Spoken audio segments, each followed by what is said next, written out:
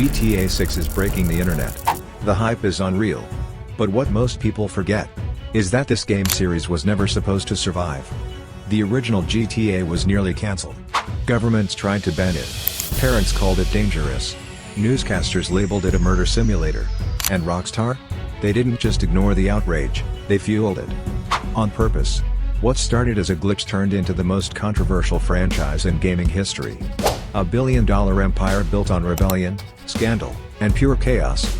Behind the guns, fast cars, and shock value lies a story darker than the game itself. Secret lawsuits, banned content, shady boardroom decisions. This isn't just a game. This is the disturbing history of Grand Theft Auto. And how it rose from an accident to a cultural revolution that broke every rule and never looked back. Let's rewind. Way back in the mid-90s, a small Scottish studio called DMA Design was working on a racing game called Race and Chase. The idea was simple: you'd play as a cop, chasing criminals through city streets. But during testing, something weird happened. Players kept choosing to play as the criminals. They wanted to cause chaos, break the law, and run from the cops instead of being one. A glitch in the system made police cars more aggressive, which accidentally made the game way more fun. That's when the developers realized, maybe this game wasn't about chasing bad guys. Instead of, maybe you were the bad guy. So they flipped the script. The name changed to Grand Theft Auto. And in 1997, the first GTA game was released. The graphics were rough. The gameplay was clunky. But there was something that hooked people. You could steal cars, create chaos, and flee from the police, all while listening to fake radio stations. It was fresh. It was different. And of course, it was immediately called out for promoting violence. But what people didn't realize was that GTA wasn't just a game, it was a glimpse of things to come in the gaming world. It was pushing boundaries even before anyone understood what those boundaries were. The franchise had accidentally stepped into a larger world of digital rebellion. The first two GTA games built a small but loyal fan base. GTA 2 introduced gangs, futuristic weapons, and an even darker tone. But the media attention wasn't great. Headlines screamed about games teaching kids to kill. Moral panic exploded in the US and UK. But Rockstar, the newly formed publisher behind the series, didn't run from it. They leaned in. Ads for GTA literally dared people to not play it. This game is so violent, the ads claimed, your mom won't let you buy it. Controversy became part of the marketing. But the media's outrage was a small taste of what was coming. In 2001, GTA 3 hit the shelves, and the world was not ready. This time, the top-down camera was gone. It was fully 3D. Liberty City was a living, breathing world filled with people, cars, buildings, and chaos around every corner. You could steal a car, cause a traffic jam, grab a rocket launcher, or take a taxi job, all in the same session. Critics were blown away. Players were obsessed. And politicians? Absolutely furious. The game was blamed for promoting crime, disrespecting women, and glorifying violence. Kill civilians, and blow up police cars, and all of it was optional gameplay. The outrage only made it more popular. Parents were up in arms. Media outlets had a field day. And yet, Rockstar didn't budge. They didn't apologize. They didn't tone down the violence. They doubled down. GTA 3 was the tipping point. It was clear that Rockstar had figured something out, how to balance controversy with innovation in ways no one else had even tried. The lines between video games, society, and politics were being blurred. And Rockstar was standing at the intersection, grinning. After the success of GTA 3, Rockstar didn't slow down. They doubled down. Vice City came next, dripping with 1980s Miami vibes, pastel colors, neon lights, and drug-fueled chaos. It was inspired by Scarface and Miami Vice, and yes, it was even more violent than GTA 3. You played a mobster rising to power in a city built on cocaine and corruption. The soundtracks were legendary, the cars were wild, and the satire was sharp. Vice City took what GTA 3 had done and added a layer of decadence, almost like a neon-soaked fever dream. But then came San Andreas in 2004, and it was a game-changer. The game featured an entire state, 3 cities, tons of rural areas, and a sprawling landscape. You played as CJ, a former gangster trying to survive in a world filled with crooked cops, gang wars, and police corruption. San Andreas was massive, not just in size but in impact. It captured the gritty reality of 1990s California, including gang violence, racial tensions, and urban decay. For many, it was a reflection of real-world struggles. But it wasn't just the game that caused controversy. Jack Thompson, a Florida lawyer, led a full legal war against Rockstar. He claimed the games were directly responsible for violent crimes. Lawsuits flew. Protests followed. And in the middle of all this chaos came the hot coffee scandal. The hot coffee mod was an uncovered minigame hidden in the code of San Andreas.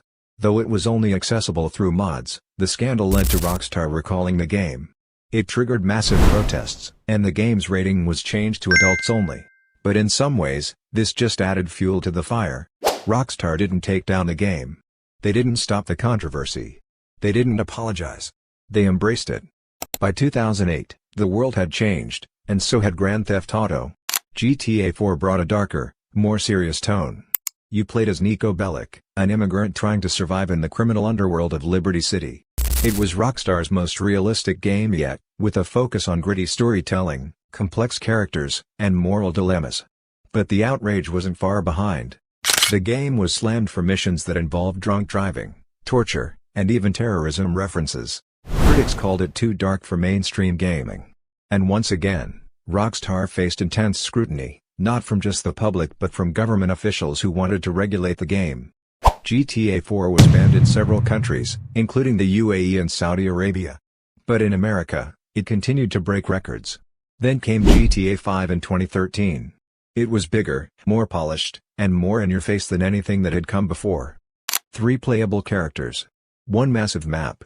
A world so detailed you could spend hours just walking around and still find something new. The game was a celebration of modern-day America, its successes, its flaws, and its criminal underbelly. The satire was sharp. The humor was dark. And the missions were next level. GTA 5 didn't just break sales records. It was everywhere. It was even used by the FBI to train new agents on how to analyze criminal activity in digital environments. Seriously. But with all this success came more backlash. The media once again took aim at Rockstar. Feminists criticized the lack of female protagonists. People protested a mission where you torture a suspect for information. It was called morally irresponsible. It was banned in several countries, including Australia. Even within Rockstar's own community, there were debates about whether the game crossed too many lines. But once again, Rockstar didn't apologize. They didn't tone down the violence. Instead, they kept pushing boundaries. The game kept selling. And with the introduction of GTA Online, the company proved that the controversy didn't just sell games, it built an empire. Behind Rockstar's polished image lies a culture that's as intense as the games themselves. Rumors and reports of crunch culture began to surface as early as the development of GTA 4. Game developers reported 100-hour workweeks, stressful environments, and unrealistic expectations. Rockstar's reputation as a demanding employer grew. Then came allegations of mistreatment. Developers spoke out about abusive managers, long hours, and the pressure to meet insane deadlines. Rockstar never made public statements in response to these complaints. The silence spoke volumes. As fans celebrated the games, few knew the true cost of their creation. But Rockstar, as always, kept moving forward. They created an empire built on rebellion, controversy, and relentless work ethics. Grand Theft Auto didn't just change gaming. It changed the entire entertainment industry. It proved that video games could tackle adult themes, real-world politics, and social issues. It broke down the barriers between traditional media and interactive entertainment. GTA became a cultural touchstone, one that even the most hardcore critics couldn't ignore. In terms of gameplay, no other game dared to offer the level of freedom and chaos that GTA did. The open-world formula became a blueprint for countless other games in the industry, from Red Dead Redemption to Watch Dogs, to even the upcoming GTA 6. The impact of GTA's open-world design continues to shape how modern games are built, both in terms of gameplay and narrative. But the series also left a darker mark. It's easy to look at the sales numbers, the success, and the controversy and forget the real impact of GTA. It wasn't just about selling copies, it was about breaking societal norms and challenging how video games were perceived in the public eye. It forced people to ask, should games be held accountable for the behavior they encourage? How far should creators go in pushing boundaries? And while GTA continues to be a massive success, its story also serves as a cautionary tale. Rockstar's rise to fame wasn't just about success. It was about rebellion. It was about breaking every rule in the book, no matter the cost. And that's something we'll likely see more in GTA 6 and future titles push the envelope even further.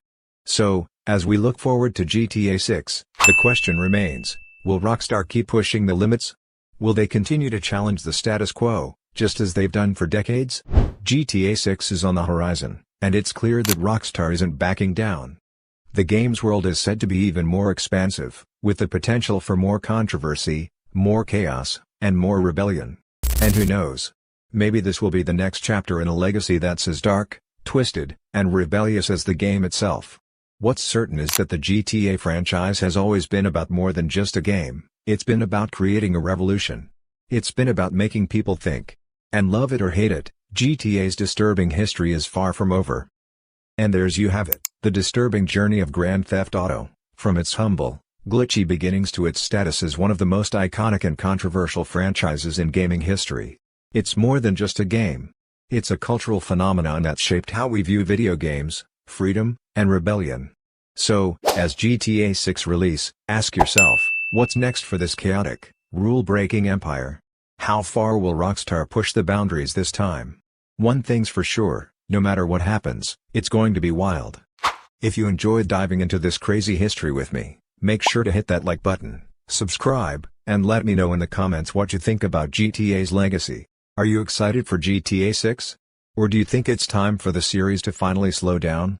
Thanks for watching, and I'll see you in the next one, where we'll continue exploring the stories behind your favorite games.